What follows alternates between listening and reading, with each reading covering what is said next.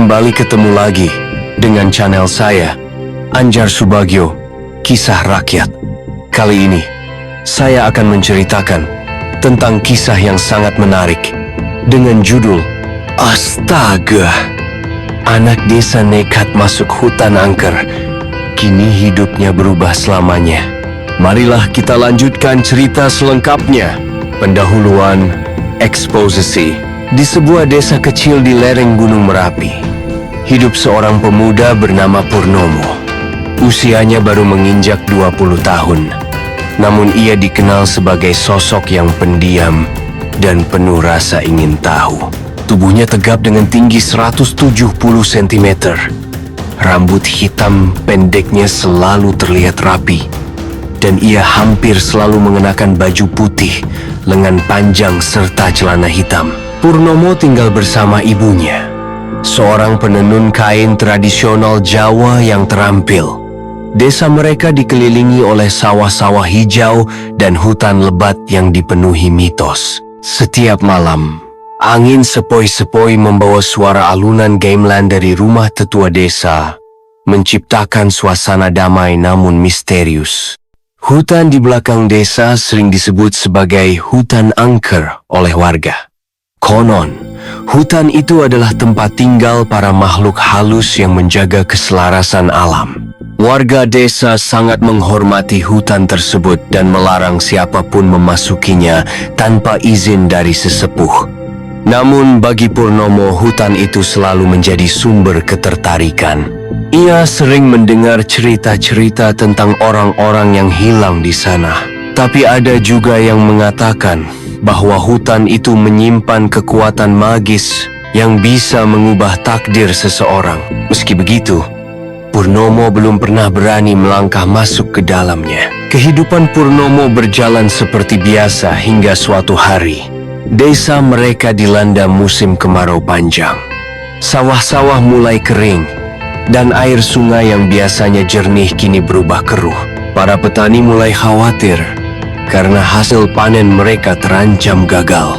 Tetua desa mengadakan rapat darurat untuk mencari solusi. Dan salah satu usulan yang muncul adalah meminta restu dari roh penjaga hutan dengan melakukan ritual khusus. Namun, ritual itu membutuhkan seorang perwakilan dari generasi muda untuk masuk ke dalam hutan dan mempersembahkan sesajen. Meskipun banyak pemuda yang ragu, Purnomo merasa ada dorongan kuat dalam dirinya untuk mengambil risiko ini.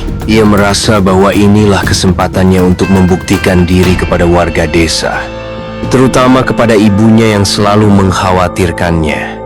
Malam itu, ia memutuskan untuk berbicara dengan ibunya tentang niatnya. Ibunya hanya diam, matanya berkaca-kaca, namun ia tidak melarang. "Jika ini adalah jalanmu, nak," katanya lembut, "aku hanya bisa berdoa agar kau selamat." Purnomo merasa lega, meski hatinya masih dipenuhi kecemasan. Esok harinya, Purnomo bersiap untuk melaksanakan tugasnya. Ia mengenakan baju putihnya yang paling bersih dan membawa sesajen yang telah disiapkan oleh para tetua desa. Warga berkumpul di tepi hutan, mengiringinya dengan doa dan harapan. Udara pagi terasa dingin, dan kabut tipis menyelimuti pepohonan tinggi di depannya. Dengan langkah mantap, Purnomo memasuki hutan, meninggalkan dunia yang ia kenal, menuju wilayah yang penuh misteri. Ia tidak tahu apa yang menanti di dalam sana, tapi ia yakin bahwa ini adalah awal dari perjalanan besar dalam hidupnya. Titik pemicu, konflik awal. Langkah pertama Purnomo di dalam hutan terasa berat, seolah-olah tanah menahan kakinya agar tidak melangkah lebih jauh. Udara yang tadinya segar kini berubah menjadi dingin menusuk tulang. Suara burung dan serangga yang biasanya mengiringi pagi hari lenyap tanpa jejak, digantikan oleh kesunyian yang mencekam. Pepohonan tinggi menjulang, daun-daunnya rapat sehingga sinar matahari sulit menembus. Setiap langkah Purnomo terdengar jelas, memecah keheningan yang terlalu sempurna. Ia merasakan tatapan tak terlihat dari balik bayangan pohon-pohon, seolah ada makhluk tak kasat mata yang mengamati setiap gerakannya. Setelah beberapa saat berjalan, Purnomo menemukan sebuah batu besar yang ditumbuhi lumut hijau.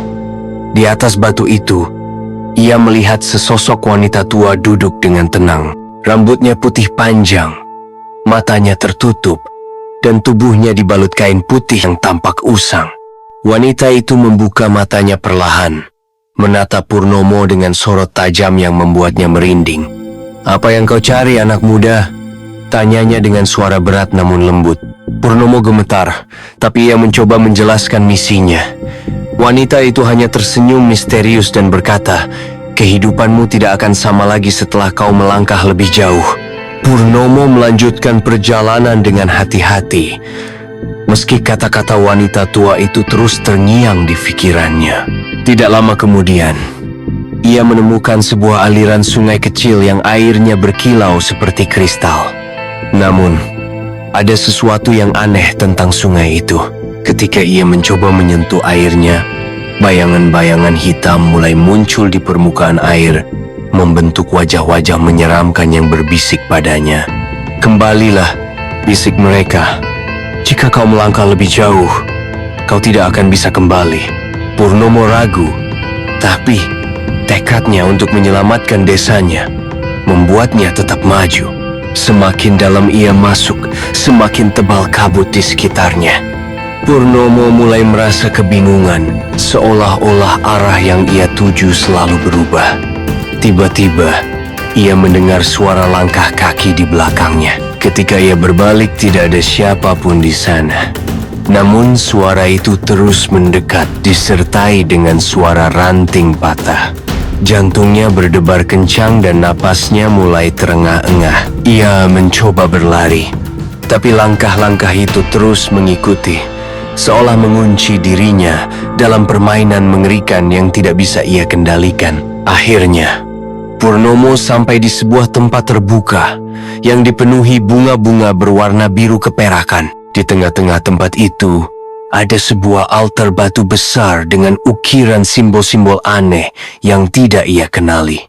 Di atas altar, ada seorang pria bertopeng emas yang duduk bersila. Matanya tertutup, tapi Purnomo bisa merasakan aura kuat yang memancar darinya. Pria itu membuka matanya perlahan, dan ketika tatapannya bertemu dengan Purnomo, pemuda itu merasakan tubuhnya membeku. "Kau telah datang untuk mengubah takdirmu," kata pria itu dengan suara bergema. "Namun, apakah kau siap menanggung konsekuensinya?" Pengembangan konflik. Pria bertopeng emas itu menatap Purnomo dengan sorot mata yang sulit diartikan campuran antara kebijaksanaan dan ancaman. "Aku adalah penjaga hutan," katanya, dengan suara yang terdengar seperti gema dari kehampaan. "Kau datang membawa sesajen, tapi apa yang kau tawarkan sebagai imbalan atas bantuanmu?" Purnomo terdiam, tidak tahu harus menjawab apa.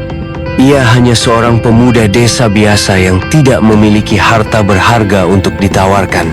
Namun setelah beberapa saat, ia berkata dengan suara bergetar, "Aku hanya ingin menyelamatkan desaku.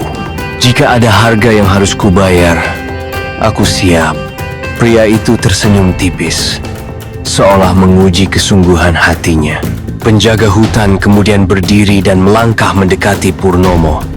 Dengan gerakan lambat, ia meletakkan telapak tangannya di dahi pemuda itu. Seketika, Purnomo merasakan sensasi dingin yang menjalar ke seluruh tubuhnya, disusul oleh kilasan-kilasan gambaran masa depan yang samar. Ia melihat dirinya sendiri berdiri di tengah desa, dielu-elukan warga.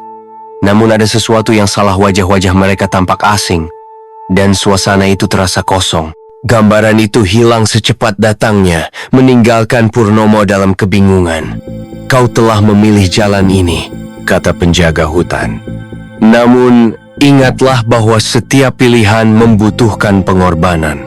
Setelah percakapan itu, penjaga hutan memberikan Purnomo sebuah kotak kecil yang terbuat dari kayu hitam. "Bawa ini kembali ke desamu," katanya. Isinya adalah air kehidupan yang akan menyelamatkan tanahmu dari kekeringan. Namun, ingatlah begitu, kau membuka kotak ini, segalanya akan berubah, kehidupanmu tidak akan pernah sama lagi. Purnomo merasa ragu, tetapi ia tidak punya pilihan lain. Ia mengucapkan terima kasih dan mulai melangkah keluar dari area altar.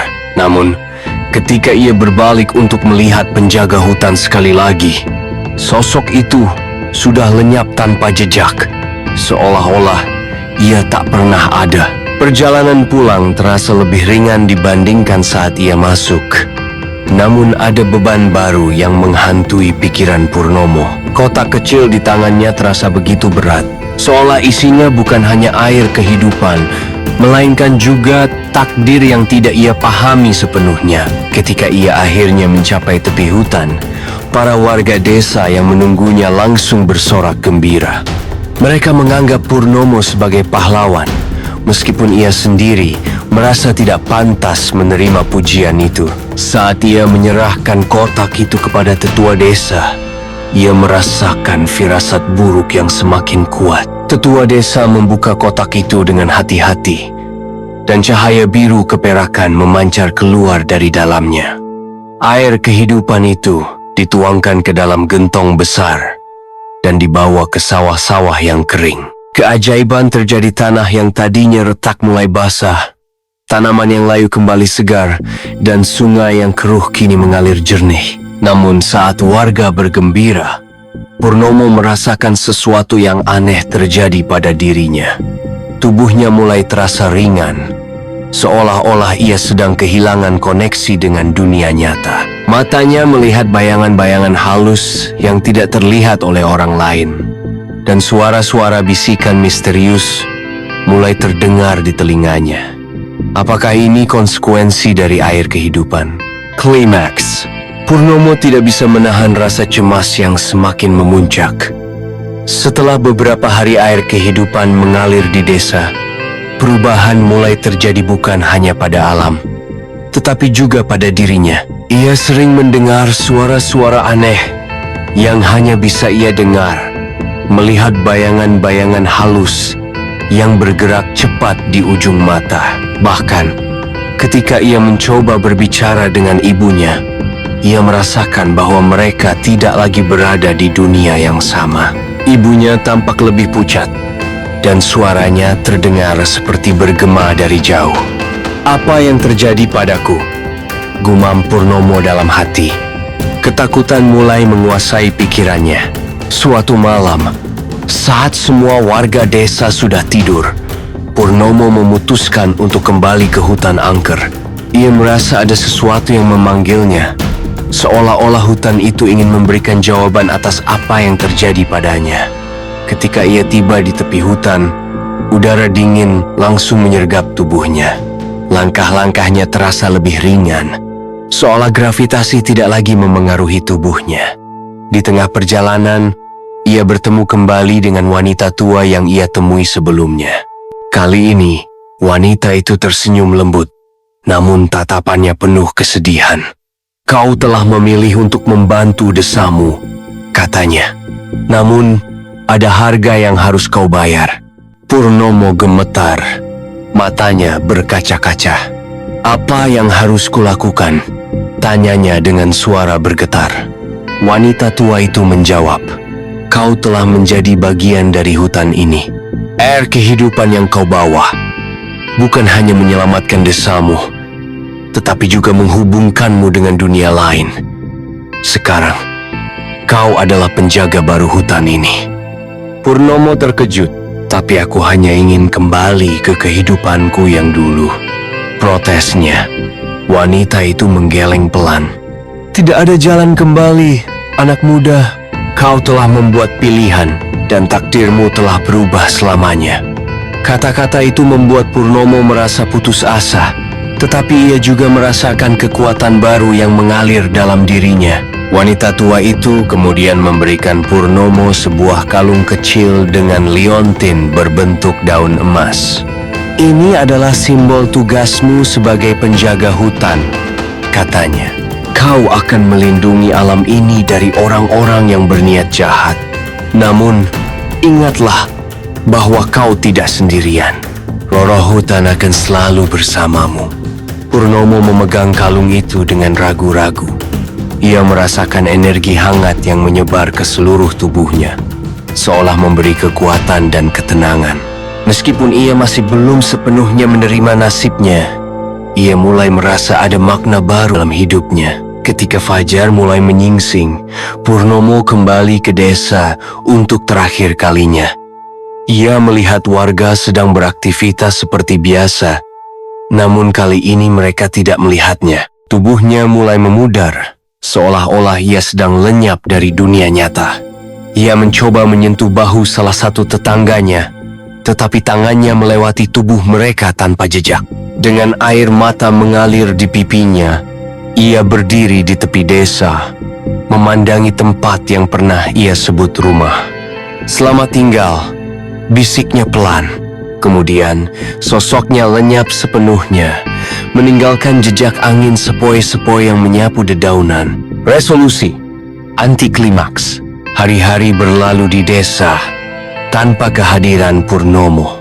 Awalnya, warga merasa heran karena pemuda itu tidak pernah terlihat lagi setelah ia membawa air kehidupan. Namun, seiring berjalannya waktu, mereka mulai melupakannya, menganggap bahwa Purnomo mungkin telah pergi meninggalkan desa untuk mencari kehidupan baru. Hanya ibunya yang masih sering duduk di depan rumah, memandangi hutan angker dengan mata penuh kerinduan.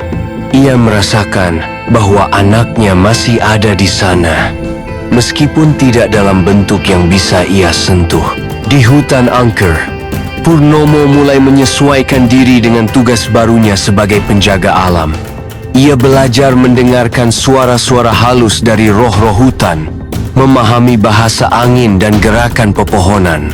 Setiap malam, ia berkeliling hutan untuk memastikan tidak ada orang yang berniat jahat masuk ke wilayah tersebut. Meskipun awalnya sulit, ia mulai merasakan kedamaian yang belum pernah ia rasakan sebelumnya. Ia menyadari bahwa meskipun ia tidak lagi hidup di dunia nyata, ia memiliki tujuan yang lebih besar daripada sekadar menjadi pemuda biasa di desa. Suatu malam, seorang pemburu liar masuk ke hutan dengan niat buruk. Ia membawa senapan dan kapak, berniat menebang pohon-pohon tua untuk dijual. Ketika ia mulai mengayunkan kapaknya ke sebuah pohon raksasa, angin tiba-tiba berhenti dan suasana hutan berubah mencekam. Dari balik bayangan, Purnomo muncul dengan kalung daun emas yang bersinar redup di lehernya. Matanya yang dulu penuh keraguan, kini dipenuhi kebijaksanaan dan kekuatan. "Tinggalkan tempat ini," katanya dengan suara yang bergema. Pemburu itu gemetar ketakutan dan langsung lari tanpa menoleh ke belakang. Sejak kejadian itu, warga desa mulai mendengar cerita-cerita tentang seorang penjaga hutan gaib yang melindungi alam dari orang-orang jahat. Beberapa warga bahkan mengaku melihat sosok pemuda berbaju putih yang berdiri di tepi hutan pada malam hari. Tetapi ketika mereka mendekat, sok itu lenyap seperti asap. Tetua desa kemudian menjelaskan bahwa itulah Purnomo, pahlawan mereka yang kini menjadi pelindung alam. Warga mulai menghormati hutan lebih dari sebelumnya, tidak hanya karena mitos-mitosnya, tetapi juga karena pengorbanan Purnomo. Ibu Purnomo akhirnya menemukan ketenangan setelah mendengar cerita-cerita tentang anaknya. Meskipun ia tidak bisa lagi memeluk atau berbicara dengannya, ia merasa bahwa Purnomo masih ada di sekitarnya, melindungi desa yang mereka cintai. Setiap pagi, ia meletakkan sesajen kecil di depan rumahnya sebagai bentuk rasa syukur dan hormat kepada anaknya. Desa pun kembali damai, dengan alam yang subur dan warga yang hidup harmonis. Purnomo mungkin tidak lagi hadir secara fisik, tetapi keberadaannya terasa lebih kuat dari sebelumnya. sebagai simbol pengorbanan dan perlindungan. Penutup, beberapa tahun berlalu, dan cerita tentang Purnomo semakin melegenda di desa. Setiap generasi baru mendengar kisah tentang pemuda yang rela mengorbankan dirinya demi menyelamatkan desa dari bencana kekeringan. Kisah itu tidak hanya menjadi pelajaran tentang pengorbanan, tetapi juga tentang pentingnya menjaga alam. Hutan angker yang dulu dihindari warga kini menjadi tempat sakral yang sering dikunjungi untuk berdoa dan memberikan sesajen sebagai bentuk rasa hormat kepada roh-roh penjaga hutan. Di malam-malam purnama, ada tradisi baru yang berkembang di desa. Warga berkumpul di tepi hutan untuk mengadakan ritual syukur. Mereka menyalakan lilin-lilin kecil dan meletakkannya di sepanjang jalan menuju hutan. Dalam keheningan malam, mereka bisa merasakan kehadiran purnomo angin sepoi-sepoi yang menyapu dedaunan, suara gemerisik halus dari pepohonan, dan bayangan samar yang bergerak di balik kabut. Meskipun tidak terlihat, mereka tahu bahwa Purnomo masih ada di sana, melindungi mereka dengan diam. Pada suatu malam purnama yang cerah, seorang anak kecil bertanya kepada ibunya, "Bu, apakah Paman Purnomo benar-benar ada?" Sang ibu tersenyum lembut dan menjawab, "Dia selalu ada, Nak. Dia adalah bagian dari hutan, bagian dari desa, dan bagian dari kita semua. Selama kita menjaga alam, Dia akan selalu melindungi kita." Anak itu memandangi hutan dengan mata penuh rasa ingin tahu, seolah mencoba melihat sosok Purnomo di antara bayangan pepohonan. Di sudut hutan, Purnomo mendengar percakapan itu. Ia tersenyum tipis, merasakan kehangatan dalam hatinya. Meskipun ia tidak lagi hidup seperti dulu, ia merasa bahwa keberadaannya memiliki makna yang lebih besar daripada sekadar eksistensi fisik. Ia adalah bagian dari cerita yang akan terus diceritakan, bagian dari tradisi yang akan terus dilestarikan. Ia tidak pernah menyesali keputusannya, karena ia tahu bahwa pengorbanannya telah membawa kedamaian bagi banyak orang. Ketika fajar mulai menyingsing, Purnomo kembali ke dalam hutan, menyatu dengan alam yang ia cintai. Ia tidak lagi merasa kesepian, karena ia dikelilingi oleh roh-roh hutan yang menjadi temannya. Angin sepoi-sepoi membawa pesan damai ke seluruh desa, dan burung-burung bernyanyi riang di pagi hari. Desa itu tetap subur, warganya hidup harmonis, dan legenda tentang Purnomo terus hidup dari generasi ke generasi. Di akhir cerita ini, satu hal yang pasti, pengorbanan Purnomo tidak akan pernah dilupakan, karena ia adalah pahlawan yang abadi di hati setiap orang. Cerita pun selesai. Demikian cerita dengan judul Astaga! Anak desa nekat masuk hutan angker. Kini hidupnya berubah selamanya. Semoga berkenan dan bermanfaat.